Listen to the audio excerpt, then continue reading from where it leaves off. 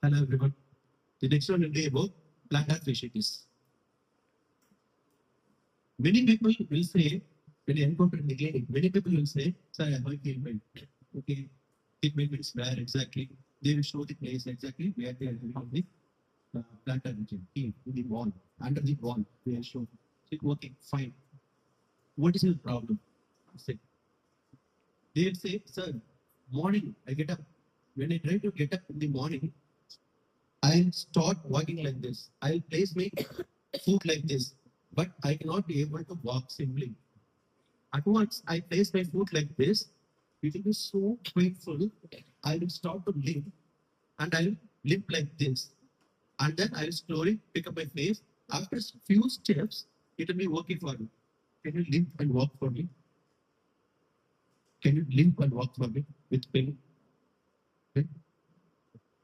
Like this, can you look at the feet?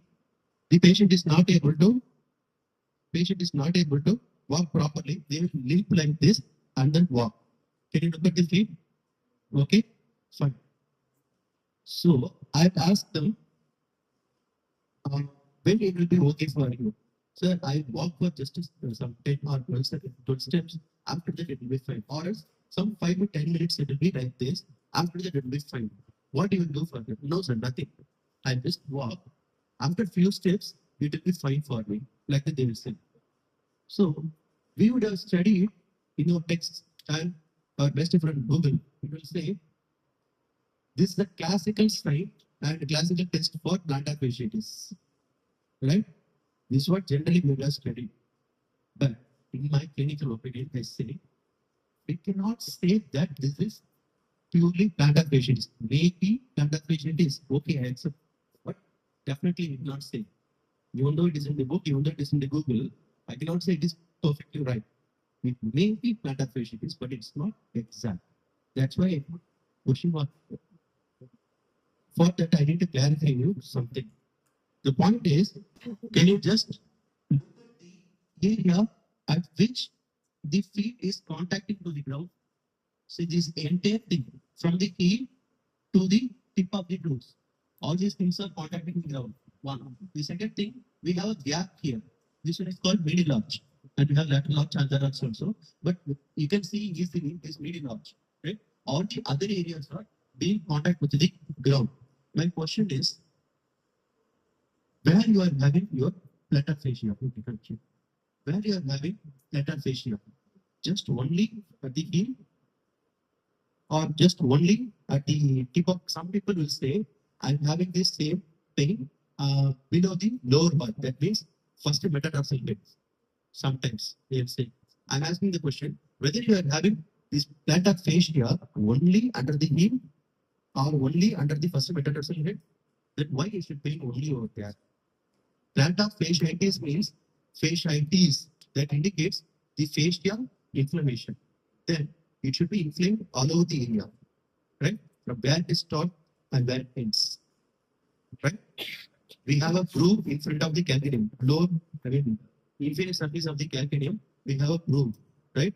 We have tubercle. We call it as medium tubercle. Until then, the fascia is attached. So we should exactly have the pain from that area. Of course, it is right, but we should spread across. But the people will say, I have pain over there. Exactly there. Why? Do you have any doubts on that? Yes. The point is, if it is purely that fascia, definitely the tightness and the burning like sensation should spread all across the fascia. That is the classical symptom of plantar fasciitis. The patient will say, I have heel pain, plus I have a little bit burning like sensation when I go for walk like this, especially during the push-off phase, when the plantar fascia is going for stretch, I feel little bit burning. Then it is exactly plantar fascia. But this one is not plantar fascia. Only small, minor difference only. This is not plantar fascia. Then what it could be? Okay, okay, fine. Here under the heel, in the in the foot region, okay, the feet region under the heel, we have this one is fascia, superficial fascia and deep fascia. Below that, we have fat. Like this, we have fat. this entire region, we have fat. That fat is in optimal position. It should not be creating so much of thickness as well as it should not be so thin also. Too thin also it's not good. Too thick also it's not good. So initially that adipose tissue is going for inflammation. Adipose tissue going for inflammation, especially during night. We are having more metabolism. Our metabolism rate will be more. So at that time, it is getting more inflammation. That is good only. But after we are waking up in the morning, we try to place our heel on the ground. At that time, this thickened adipose tissue, this thickened fat layer, that is getting compressed. But that is not optimal for walking. It should not be so thin as well as it should not be so thin. It should be perfect in between. So we take a few steps. Within the 10 to 15 steps, that comes to some optimal thickening. It gets compressed and it comes to some optimal thickening. You got my idea?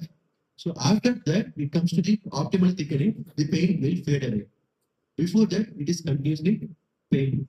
So this is the logic behind the early morning pain, especially when you start to walk, it is painful. When after some few steps, the pain fades away. The patient says you should not immediately go for plantar fasciitis. You should suspect this also, especially in this region, just under the calcaneum, just under the calcaneal bone. So in this region, this one is median tubercle. Exactly it is placed under here. Exactly in this region, we are having adipose layer. We have to concern that also. We have to suspect that also. Problem may be there also. Okay. So next time, when you are going for suspecting plantar fasciitis, before that, you have to try to differentially diagnose within these two things. Will you do? Thank you.